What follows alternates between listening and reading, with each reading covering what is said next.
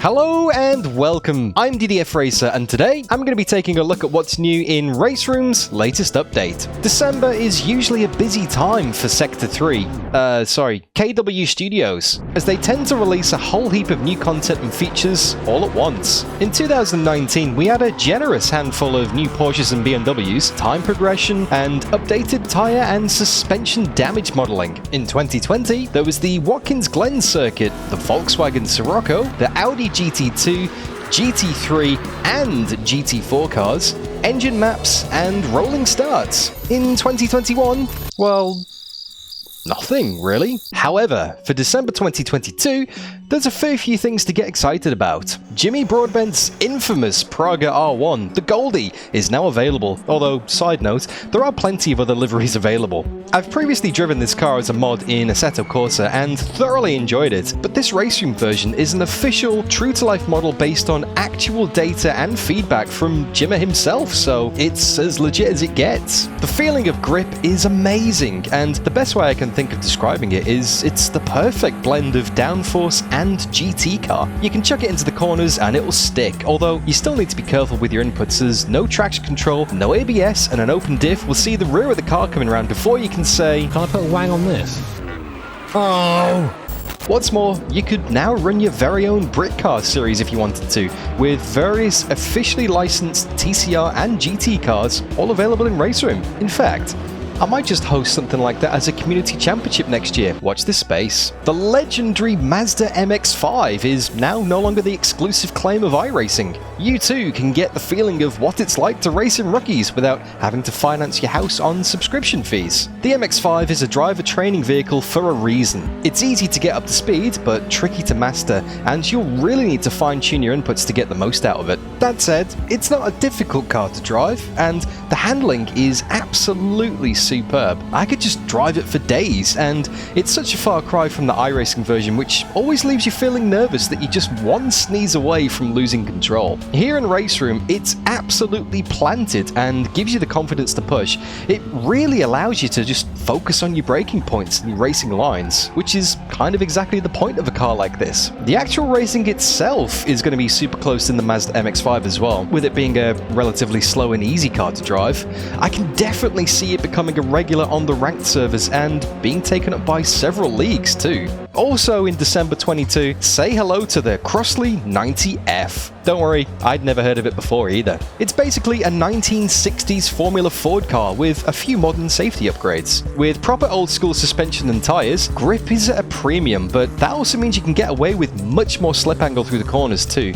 However, with relatively low power from the engine to suit, it's actually an incredibly balanced feeling that doesn't feel that slow, since you're sat so low to the ground and constantly managing the slide. Even if you're not usually a fan of historic cars, I would really encourage you to give this a go. It's a lot of fun, and it can really teach you a lot about weight transfer without you even realizing it. This makes sense because the 90F was designed specifically for the classic racing school which operates at the Charade circuit, and if you hadn't already guessed it from the footage, Charade is now available in RaceRoom as well. Like the Crosslé, it might not be too widely known amongst the more recent generation of sim racers, but this ribbon of tarmac that winds its way around the base of an extinct volcano is one of France's all-time classic racing circuits. Almost every corner is unconventional and features some kind of extreme elevation change or banking, and with hardly any straights to relax on. This is a properly technical circuit which may take more than a few laps to get familiar with. Think of it as the French version of Virginia International Raceway or Bilsterberg.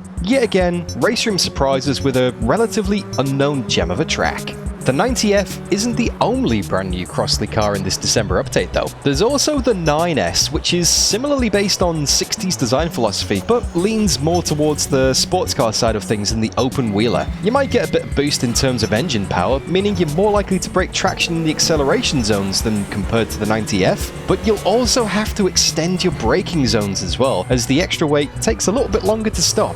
Both Crosslé cars are an absolute hoot to drive and let you get away with stuff like this.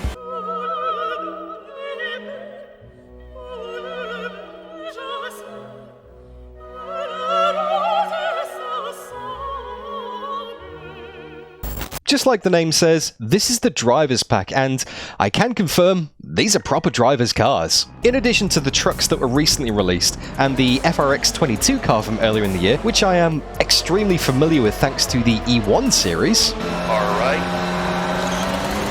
Clear right. RaceRoom's been adding plenty of awesome new content in 2022. There haven't just been new cars though, as we've also seen the introduction of brand new features such as hybrid engines, split-range gearboxes, water-cooled brakes, and let's not forget that ridiculous nitrous bottle on the shopping trolley. We've also had the usual yearly updates to the ADAC series and the TCR series, not to mention some brand new circuits in the shape of Interlagos, Donington, Assen, and Nogaro. 2022 has been a big year in terms of new content for RaceRoom, but is this enough to keep it relevant? One of the major arguments I hear about RaceRoom these days a lot is the fact it's kind of getting left behind compared to other sims, and it's missing many features that lots of other sims have. And unfortunately, I can't disagree with them. There's no day or night cycle, there's no rain or changeable track conditions, there are frequent network or server issues resulting in multiplayer disconnects, and there's increasingly long load times. There's also no driver swaps or the potential for proper endurance races. Now, I'll be the first to admit that I am a little bit of a RaceRoom fanboy, as I've spent more time in RaceRoom than any other sim, and I'll also be the first person to defend it. In my opinion, the driving and the racing itself is second to none. No other sim compares to RaceRoom in terms of driving feel, force feedback, and variety of official content. Although, you probably already knew that, as the majority of the content I upload on this channel is RaceRoom. But the thing is, I can only defend it for so long. It is getting left behind. Sure, this update is pretty awesome, and I know I'm going to get a lot of enjoyment out of the new content, but how long will it be until that novelty wears off again and I'm left getting frustrated at the loading screen or wishing for a more varied sim racing experience? Granted, we don't need all of the fancy features from other sims that I just mentioned, but they sure would be nice to have. Like I said, RaceRoom drives and races really well, but realistically, how much more can KW Studios build on the current engine? How far can it and the servers be pushed? At this point, is it better to say, commit all of your resources into developing, for example, RaceRoom 2? Much like the way that RaceRoom's Studios decided to modernize and switch to the Madness engine when making Automobilista 2. What can we hope for as sim racers from RaceRoom's future, apart from just more cars and tracks? I love RaceRoom, and I so badly want it to do well. I'm urging it on to be the better sim I know it can be, because I know that with a bit of a makeover, it can be the best sim out there.